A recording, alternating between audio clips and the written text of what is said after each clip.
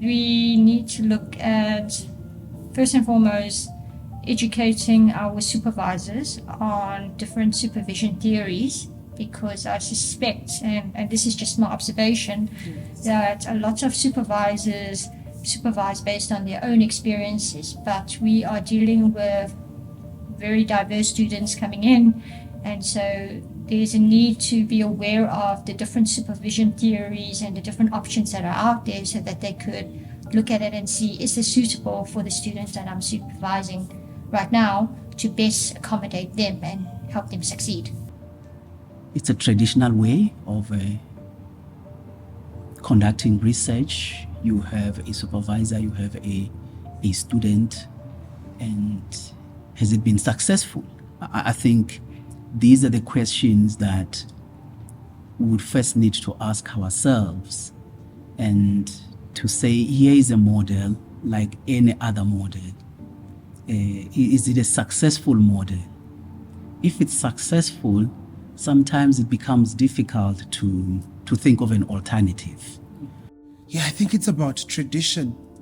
I say this politely because I think there's a lack of creativity in the sense that we supervise the way we were supervised. So what then happens is that it happens over generations and generations. Nobody ever thinks of doing things outside the box. And even if you do it outside the box, you are seen as a little bit of a misfit to say, what's so special? Why are you doing things outside the box? And also there's the perception that it's tried and tested. So I think coursework can play a really useful role in doctoral education. We've been experimenting with it in our own program. So from last year we piloted it, and going forward we are going to have a first year being a structured program with 6 different modules.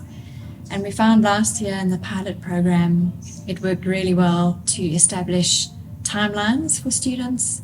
It gave them a good grounding of foundational knowledge in our discipline, which is higher education studies.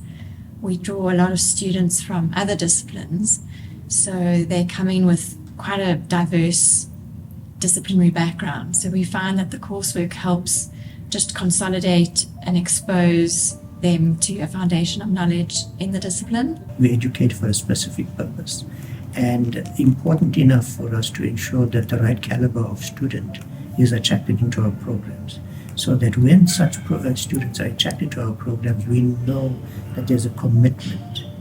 We do not want students who want to just join a program for lack of space elsewhere.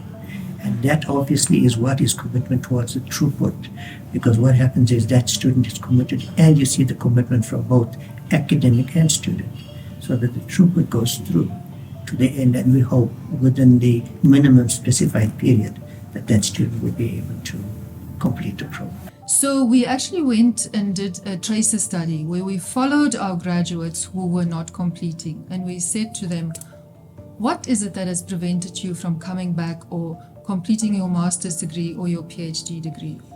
And we've identified the following factors that are actually combining with each other, if I can put it like that.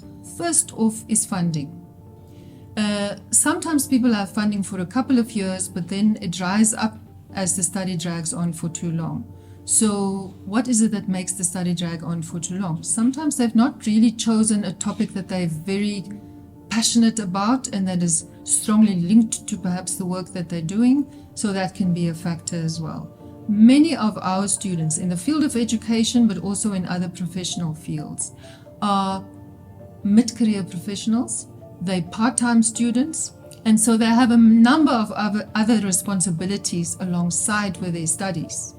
And I think that what we can do to improve retention and their throughput is to take into account their life circumstances and to try and offer programs that suit them. That means part-time programs, but it's very, very seldom that in South Africa we have funding for part-time studies. So that's one of the big areas where I think we can improve.